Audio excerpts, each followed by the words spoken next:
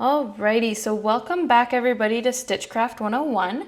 In this video, we are going to learn how to do an invisible decrease, so to reduce the number of stitches. So let's jump in. Alright, so to do our invisible decrease, all that we want to do is take 2 stitches and turn it into 1. So to do that, we're going to go under our first stitch and actually split it. So there's 2 loops that make up a stitch, and we're just going to grab the closest one to us, so the front loop. And then we're going to go with our hook and completely under the next stitch beside it. So under both loops of the next stitch beside.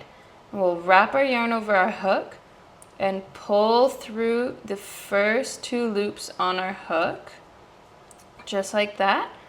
And then we're going to yarn over our hook and pull through both.